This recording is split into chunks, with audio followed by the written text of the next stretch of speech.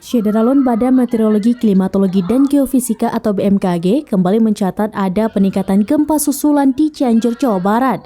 Hingga Selasa 22 November 2022 pada pukul 7.30 waktu Indonesia bagian Barat, sudah terjadi 122 gempa susulan sejak gempa magnitudo 5,6 pada Senin 21 November 2022.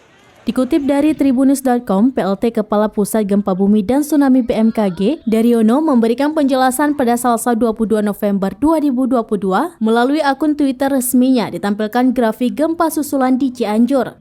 Terlihat tren gempa susulan menurun sampai Selasa 22 November 2022 pagi. Dalam 122 gempa susulan ini tercatat magnitudo sebesar 4,2 dan untuk magnitudo terkecil 1,5. Daryono menerangkan tren gempa susulan dengan magnitudo yang cenderung melemah dan menunjukkan frekuensi yang semakin jarang menjadi pertanda baik.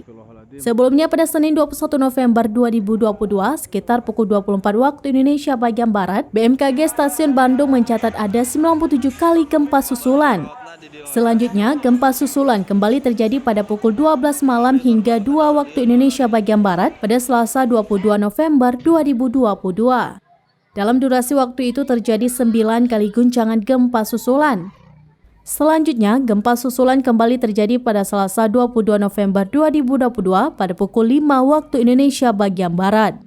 Informasi terkini hingga Selasa 22 November 2022 pagi, gempa bumi Cianjur mengakibatkan 162 orang meninggal dunia. Ada sebanyak 326 orang mengalami luka-luka, kemudian sebanyak 13.784 jiwa mengungsi, dan 2.345 rumah mengalami rusak sedang hingga berat. Astagfirullahaladzim.